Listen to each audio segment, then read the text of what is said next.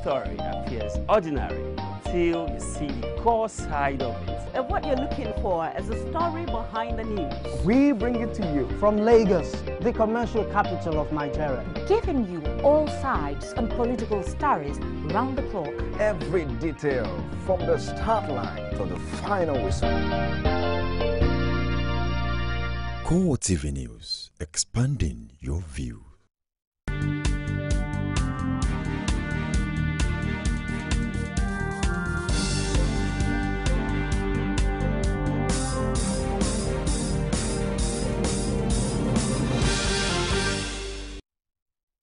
Hello there and welcome to CoreTV Primetime News. I'm Gete. Now major story. PDP Governors Forum meeting in Lagos admonishes Nigerians to vote wisely at the general elections.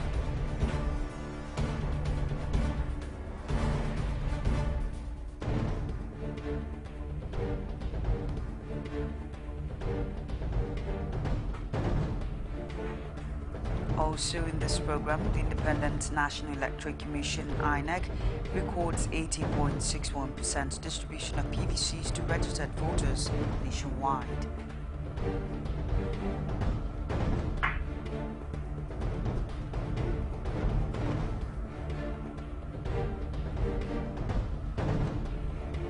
President Goodluck Jonathan appoints Ishaya Dare Akawo as new shopping chairman.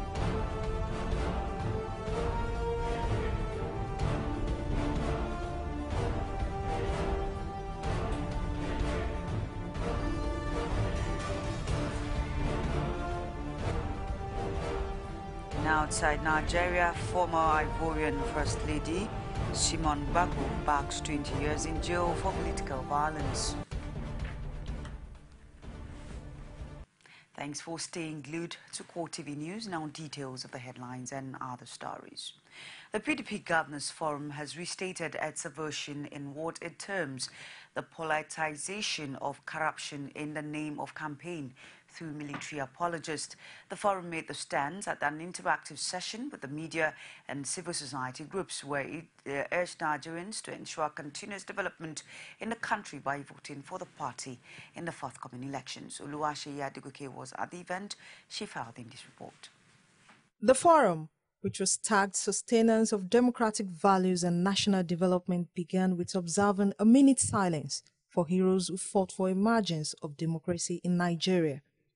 The chairman of the forum, Governor of Akwa Ibom State, Godswill Akpabio, in his speech, urged Nigerians not to allow the opposition drive them back from the obvious and ongoing transformation in the country. It is the only party which is not owned by any individual or by anybody.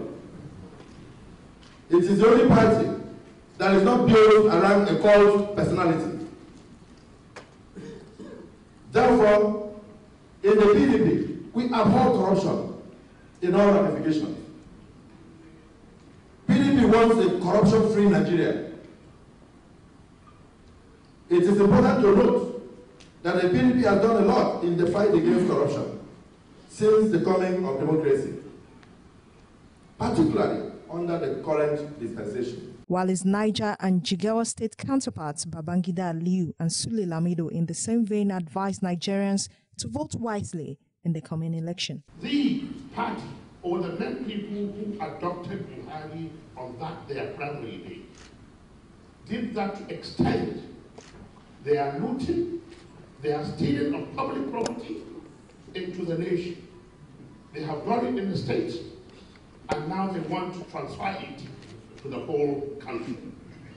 Because when they went for that primary, the candidate that they had in mind was different from what transpired. What you see are people who are organic information political, who have history, who are blending, and you can see their faces, they relate very, very well. On his part, the Ekiti State Governor Ayo Fayose reiterates that the APC presidential candidate is too senile to govern a country like Nigeria. I have made bold severally, and I still stand by it. And I want Nigerians to take note of what I'm going to say here today. My mother is 74. General Buhari, official age 73. want you to reconcile these two things without deceiving yourself. This is not personal. A man that is sick. No other name. The Lord must exercise patience for 4 years and don't want a reversal of yesteryears. The PDP Governors Forum revealed that its opposition to the use of the electronic card readers is born out of fear that some Nigerians may be disenfranchised during the election due to perceived issues of the device. Oluwaseyi Adegoke, CoreTV News, Lagos.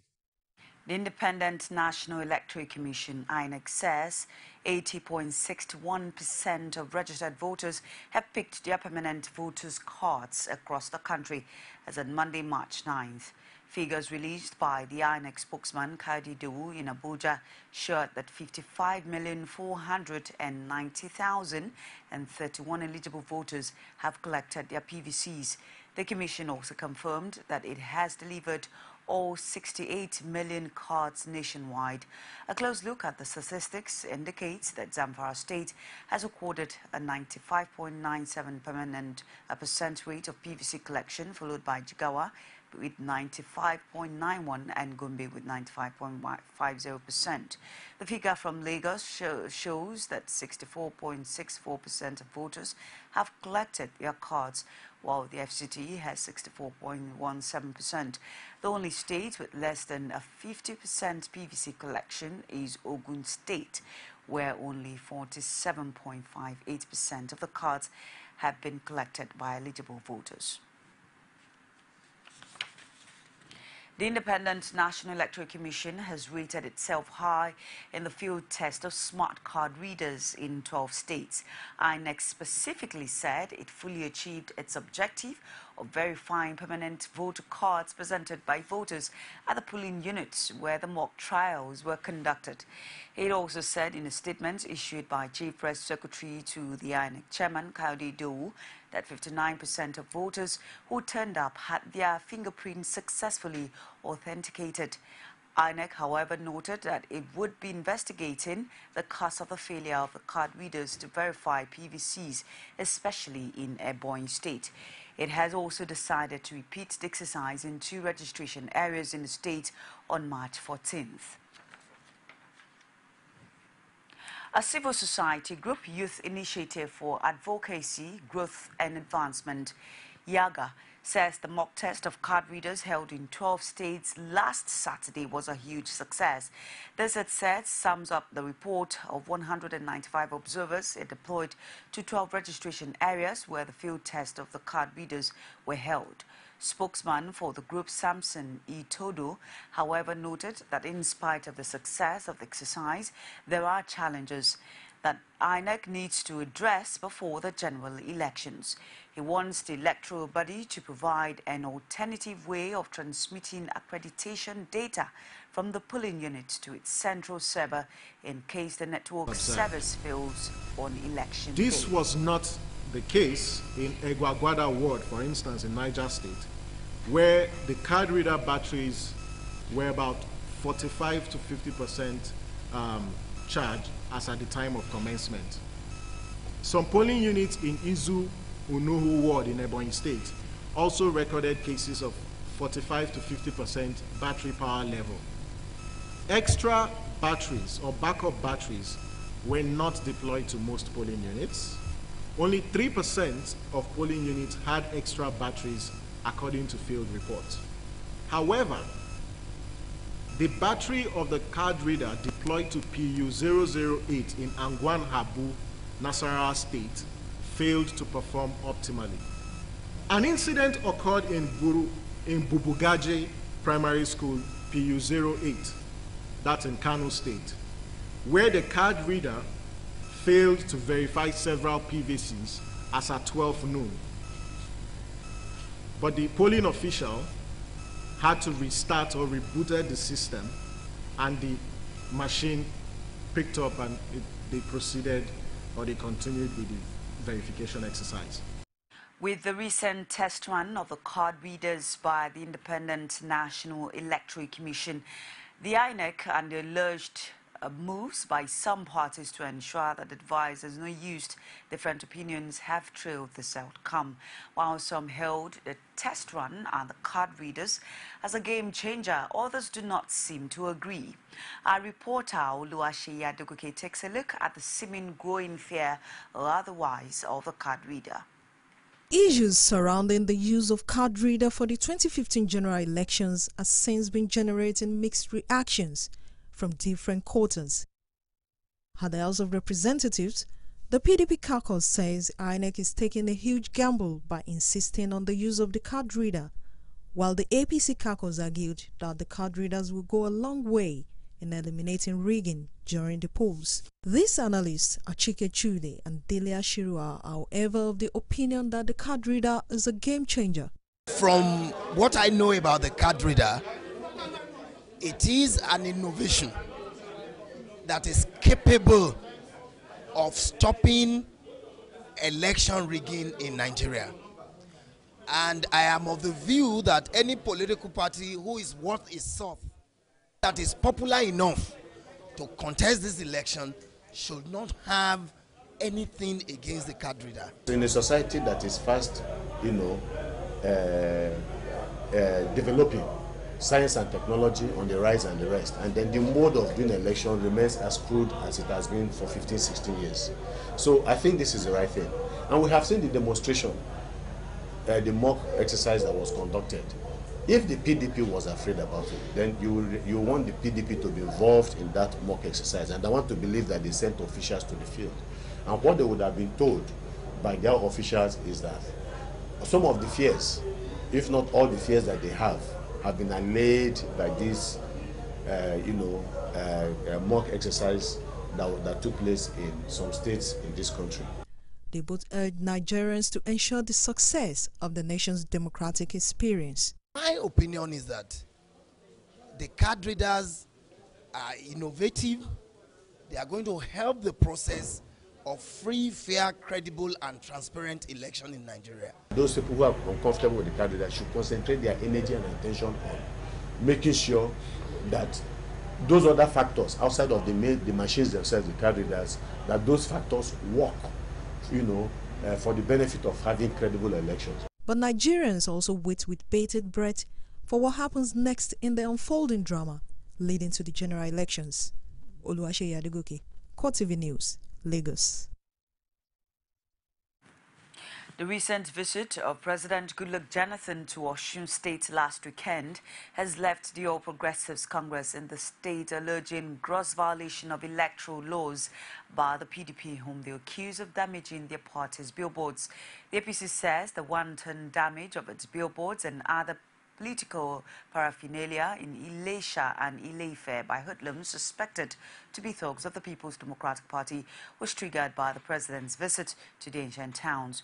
Rashid monitored the happenings and filed in this report.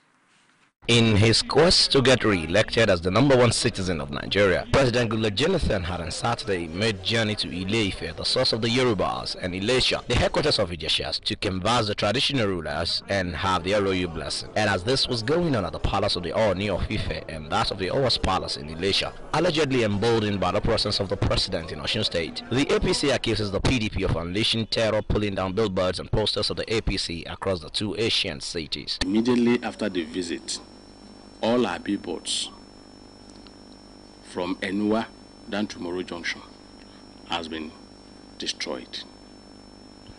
Even one that was on ground was pulled down. And we believe that if we had signed a peace accord in Osun for peaceful coexistence, peaceful campaign, it is unheard of that our billboards should be destroyed.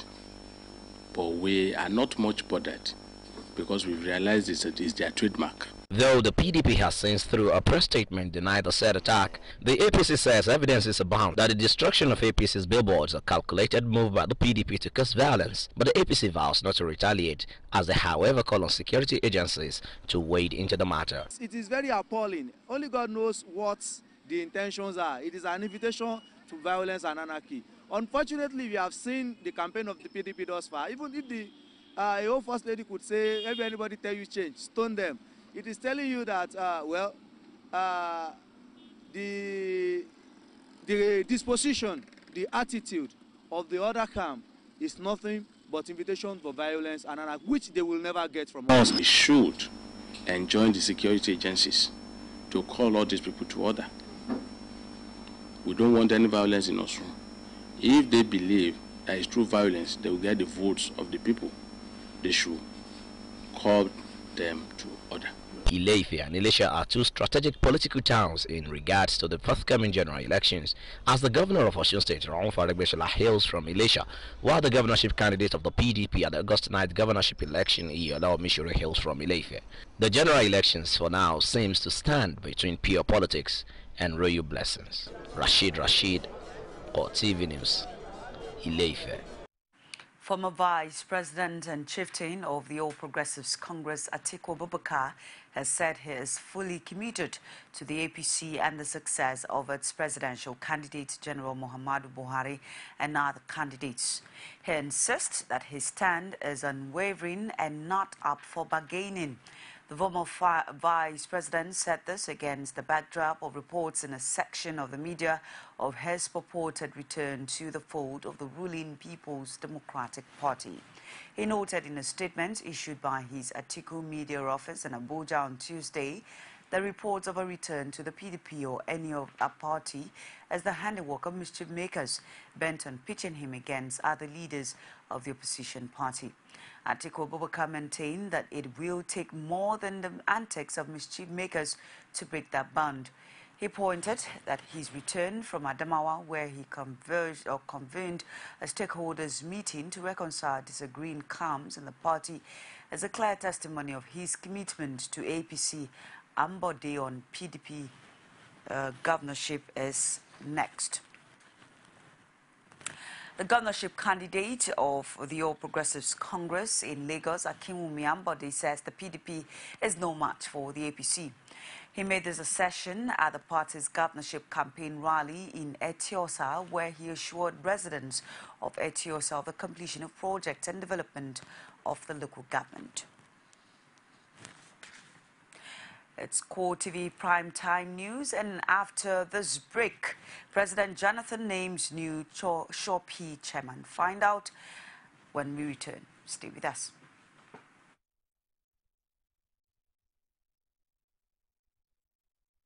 I'm so happy every day because I'm healthy and strong. Playing, jumping, here I go. Scott's Emotion helps me grow. A daily dose of Scott's Emotion, which combines omega-3, calcium, vitamins A and D, supports the healthy development of your child's brain and body. Scott's Emotion promotes active minds and strong immunity in growing children. New Scott's orange flavor multivitamin Emotion. Welcome back. It's CoreTV Primetime News. A reminder of our headlines.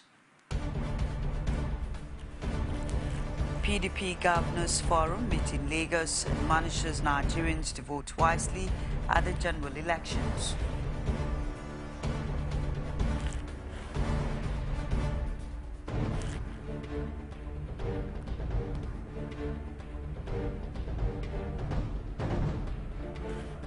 The Independent National Electoral Commission, INEC, records 80.61% distribution of PVCs to registered voters nationwide.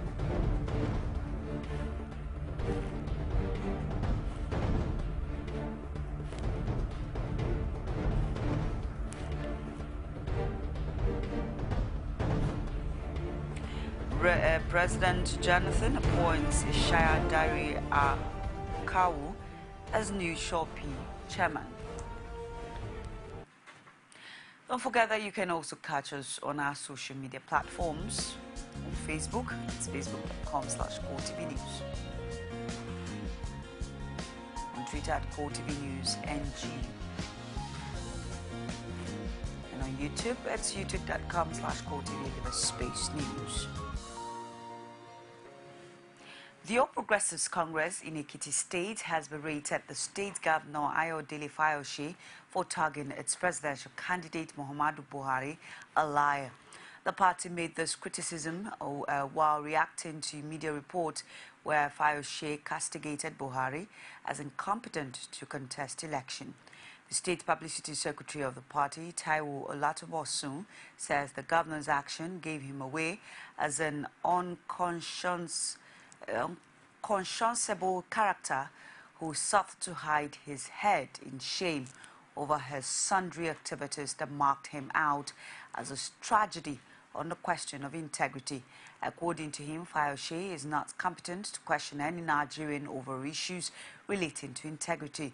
Describing Fayose as a rare breed in brigade with no sense of shame, the APC spokesman says the governor had a baggage of alleged crimes on his neck from which he had not exonerated himself. He advised Fayose to start thinking of how to plan a life after paying for his alleged crimes, noting that Buhari's presidency was a reality that could not be stopped by Fayose's frustrating tantrums. The All Progressives Congress has expressed concern about what it described as a morbid joke cracked by Jigawa State Governor Sule Lamido at the gathering of governors of the People's Democratic Party in Lagos. The governor had noted that all it takes to cripple the activities of the opposition party is to kidnap two of its national leaders. But spokesman for APC presidential campaign team Garba Shehu said at a news conference in Abuja that the party is not taking the matter lightly. This, he says, is because kidnapping is not an issue you crack jokes with.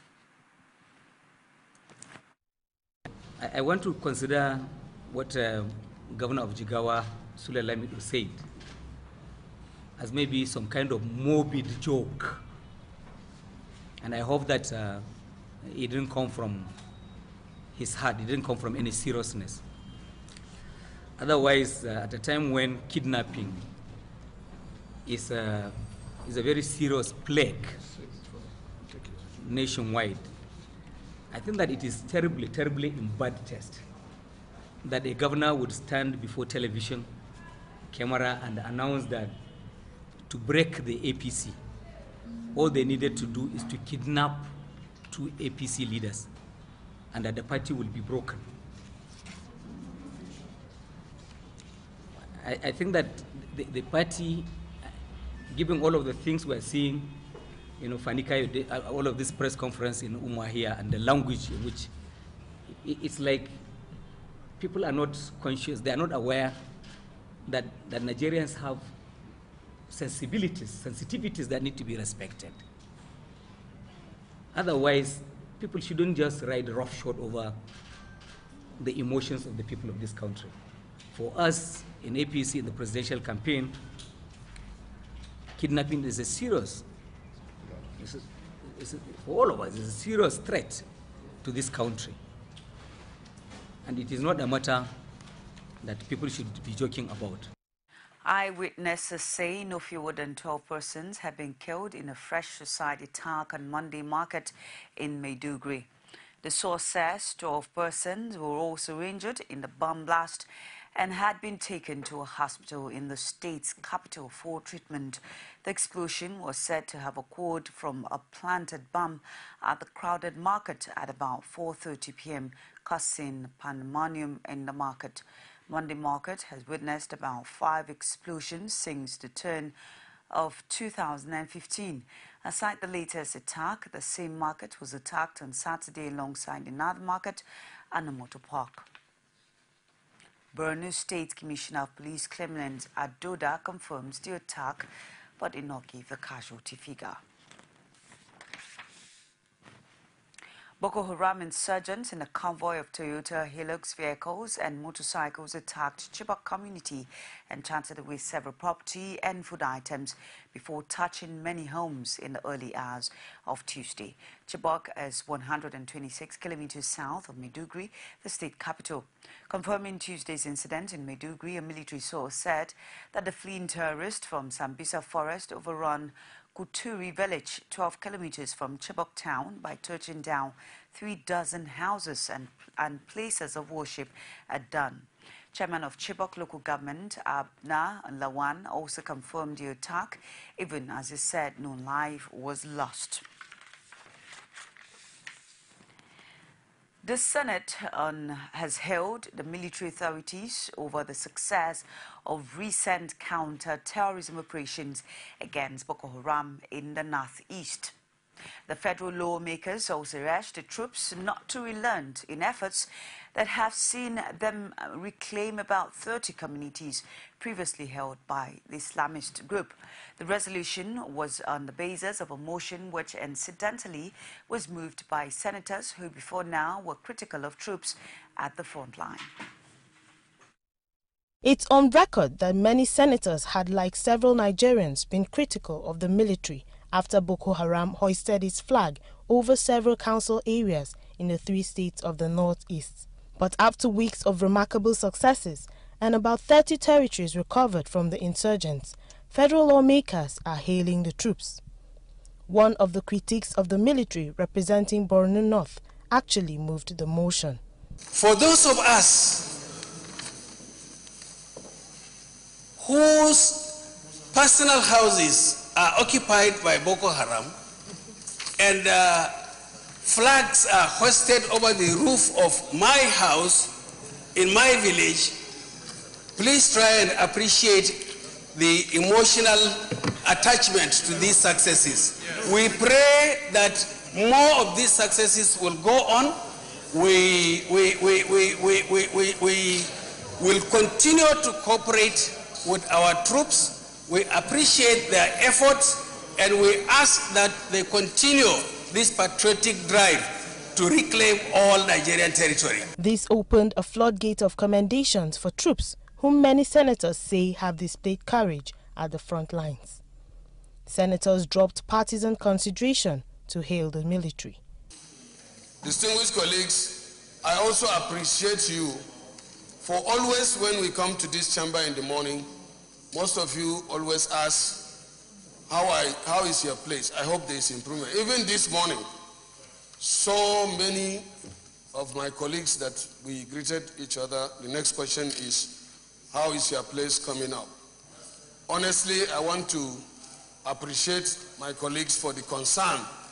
Senate President David Mark sums up the view of the Senate, but also mentioned the contributions of the regional forces. I think we must commend our boys and girls out in the field there who have been going through this hardship.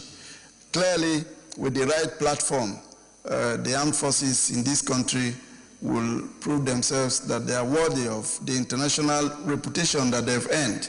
And I think we must also commend the regional forces that have come to cooperate with us, Chad, Niger, and Cameroon. Not only for their assistance, but for the cooperation, because it takes more than just normal desire to operate together, particularly they are French-speaking and we are Anglophone. So it's a good regional effort and we must commend ECOWAS. The senators noted that the armed forces have within weeks proved to the international community that they are indeed an efficient fighting force. They, however, expressed hope that the troops would not relent until the insurgents are totally flushed out. President Goodluck Jonathan has appointed Ishaya Dare Akawu as the new chairman of the Subsidy Reinvestment and Empowerment Program, SHORP.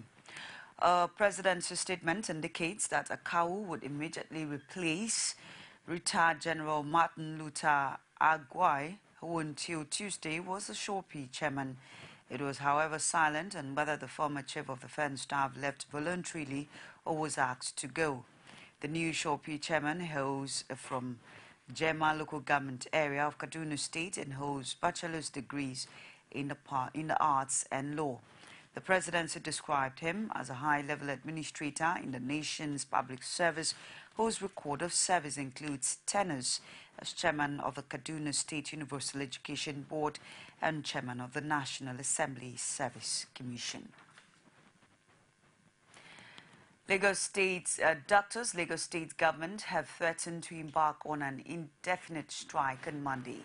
In a statement signed by the chairman of the Medical Guild, B. Kufo, industrial action was precipitated by non-payment of their May 2012 as well as August-September 2014 salaries by the state government. The doctors had embarked on a 3-day warning strike in February to protest the non-payment of their wages. Kofo says Guild is bewildered that the administration ignored all our efforts to resolve the matter without a strike and only invited us to talk when we threatened a strike. The salaries of the doctors were withheld under the no work, no pay policy of the state government after it joined its parent body, the NMA, on a nationwide strike last July to protest issues of relativity and other federal appointments in the health sector. The Guild accused the state government of operating a discriminatory policy as the salaries of other members of the Joint Health Sectors Union in the state who had embarked on strike between November and January were paid. A federal high court in Benin City, Edo State, has for the third time failed to deliver its ruling in the case of money laundering involving Michael Igbenedion, Patrick Egbegbodin, and their 4 companies. Michael Igbenedion, who is a younger brother of Lucky Igbenedion, former Edo State governor, is standing trial alongside the others on an 81-count charge filed by the Economic and Financial Crimes Commission.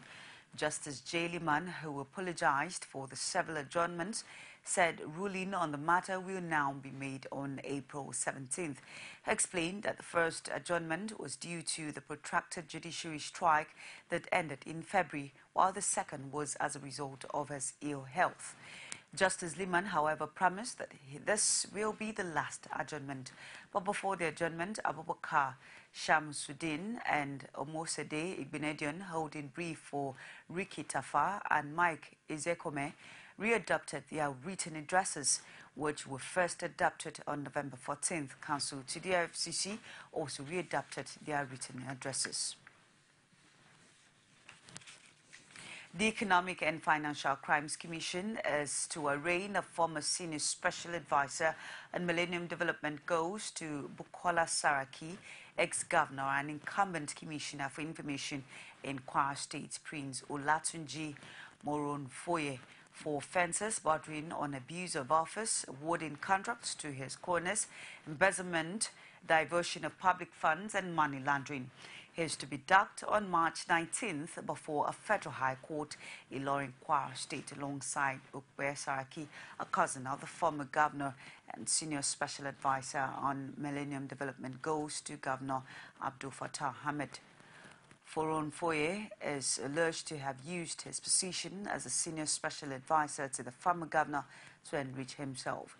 EFCC has specifically accused him of awarding contracts of over 200 million naira for the renovation of Ijagbo Primary Health Center and the supply of medical equipment to health centers and specialist hospitals within the state to a company in which he has interest and was solely signatory to the account.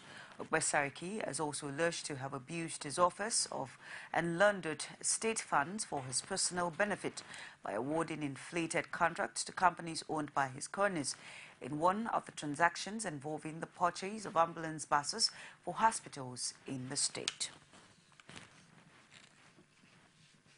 It's CoreTV Primetime News. We'll take another break and return with business, sports and stories outside Nigeria. Please stay with us. Every day, every hour, and every minute, news break in Nigeria. Things happen so fast, it's most times difficult to track and comprehend them.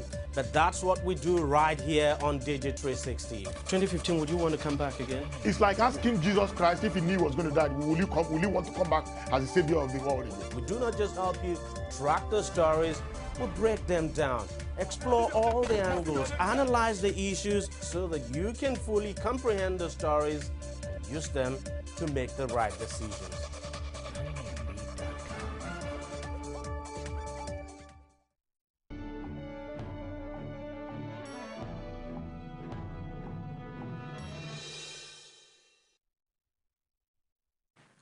Thanks for staying tuned with us. It's CoreTV Primetime News. We now join Sabina Izoku to take us through stock market report. CoreTV News Stock Market Report. Hello there and welcome to the Stock Market Report segment with me, Sabena Izuku. Equity transaction on the floor of the Nigerian Stock Exchange ended on a positive note today as the Nigerian All Shares Index appreciated by 0.51% to close at 31,355.28 basis points. The market capitalization increased in the same manner to close at 10.46 trillion naira. In all, a total volume of 528.8 million units of shares, valued at 5.29 billion naira, were exchanged in 4,955 deals. On the gainer side, corn oil topped the gainers chart to close at 35 naira 50 kobo with 1 naira 69 kobo price difference, followed by Nigerian Breweries, West African Production Company, and Stanbic IBTC. On the flip side, Boba oil topped the losers chart with Beta Glass trailing, followed by Equitrust National Incorporation, International Breweries, and Union Bank of Nigeria. Meanwhile, First Bank of Nigerian Holdings topped the traders chart with Diamond Bank trailing, First City Monument Bank, Mouse Telecommunication Innovation, and Zenith Bank. Just before we wrap up the stock market report, here's the currency trade for today.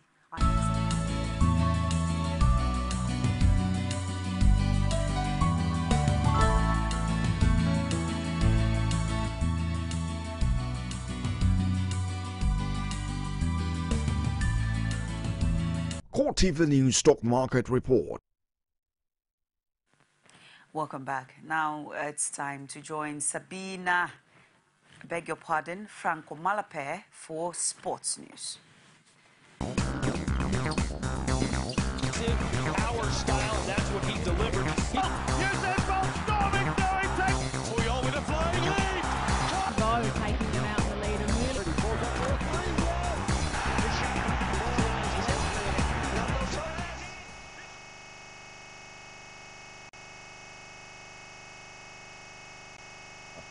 The Confederation of African Football CAF has decided to postpone the round of 32 first leg match between Maghreb Town of Morocco and Nigeria's Kano Pillars in the CAF Champions League. The Nigerian champions were attacked on their way to Owerri last Saturday for the first NPFL match against Heartland.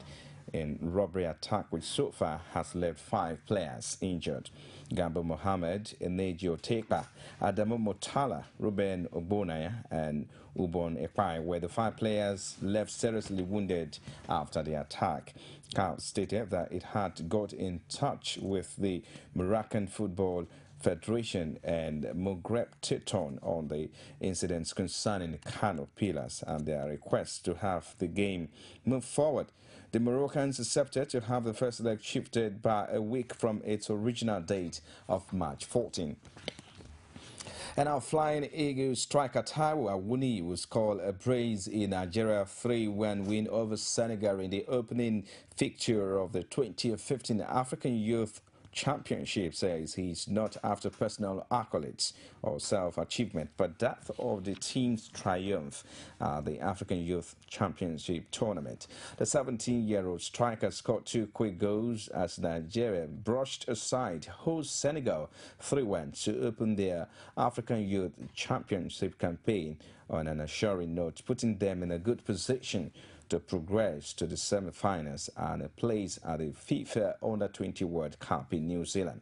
The Flying Eagles will next play the Congolese Under-20 team, and a win in that game will guarantee Nigeria's qualification to the FIFA Under-20 World Cup and also a place in the semis.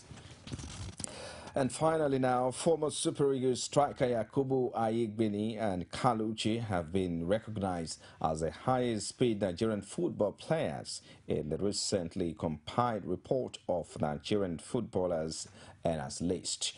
The new report explains that the Reading FC of England striker Ayegbeni and Kaluchi, who plays for Spanish club Levante, are Nigeria's highest earners in Europe and the 2014 and 2015 season.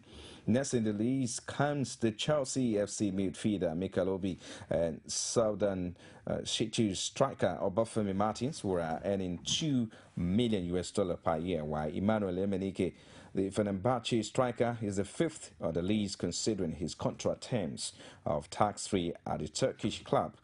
Brownie Day, however, who is the West Bromwich Albion of England striker, who also recently signed a 3-year contract with the English Premier League club as a 6th on the list. Well, that does it in sport news tonight. I am Frank Omalape. The rest of the news continue shortly. You can now watch CoreTV News live from anywhere in the world on our website www.coretvnews.com. Click on Live TV on our website and watch us live. And welcome to CoreTV Primetime Days. To follow us on Twitter, click on Twitter icon on our website. On Facebook, click on the Facebook and YouTube to see all our previous news production. You can also watch us live on YouTube. Click CoreTV, leave a space, then news. CoreTV News, a 24-hour news station. Welcome back. Now, stories outside Nigeria. We begin with Ivory Coast. Were caught in Ivory Coast on Tuesday, sentenced former First Lady Simone Gbagbo to a 20-year in prison for charges of undermining state security during post-election violence in 2010-2011 that left nearly 3,000 dead. The wife of former Ivorian President Laurent Gbagbo was also accused of disturbing public order and organizing armed gang after her husband and his supporters rejected results of the December 2010 presidential elections, showing rival Alassane Ouattara had won the contest. Court President Thyrouk Dembele said in a statement Tuesday her lawyer, Mayor Roderick Daje, told AFP that Gbagbo's face hardened as the verdict was read, as she was a little affected by the sentence. Gbagbo's son, Michael, a French-born dual national from a previous marriage, was also sentenced to 5 years in prison for his role in the violence. Once referred to by admirers and opponents alike as Ivory Coast Iron Lady, Simone Gbagbo has been on trial since January with 82 co-defendants accused of varying degrees of involvement in the deadly unrest. U.S. Ambassador to South Korea said on Tuesday he plans to maintain his open, approachable style despite being slashed by a knife-wielding Korean nationalist 5 days ago, causing him wounds that required 80 stitches in his face. Limpet had quickly become known for his informal demeanor since becoming ambassador in November, but last week's attack raised questions about his security arrangements. Police are seeking to bring charges, including attempted murder, against Kim Ki-bong, 55, for the attack at a forum discussing Korean reunification. Limpet suffered a puncture wound on his wrist, as well as the facial gash, but said only strengthened he was our love feeling and well. affection for this country and our belief in the unbreakable bond that exists between the United States and the Republic of Korea. You know, I feel pretty darn good, all things considered. I mean, it was obviously a scary incident, but I'm walking, talking, holding my baby, you know, hugging my wife. So I just feel really in soul. I also want to say how deeply moved Robin and I have been by the outpouring of support from Koreans from all walks of life. It's been incredibly gratifying for me and my family to see such beautiful expressions of empathy and generosity from the Korean people. The signs, offers of food, flowers, cards, and the well-wishers on Twitter, Facebook, and our blog, these and other acts of kindness have touched us deeply. CoreTV Primetime News. Just before we go, a recap of our major headlines. We told you the PDP Governors Forum met in Lagos and admonishes Nigerians to vote wisely at the general elections.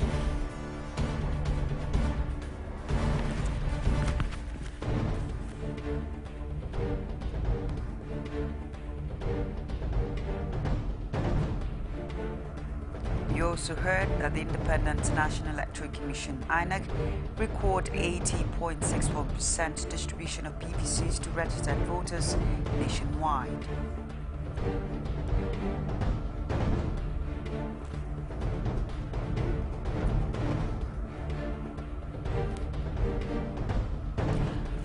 A We also brought you a report that President Goodluck Jonathan appoints Shaya Dare Akawu as new shopping chairman. That's our show for tonight. Thank you so much for staying on with us. On behalf of the entire production crew, I am Gert.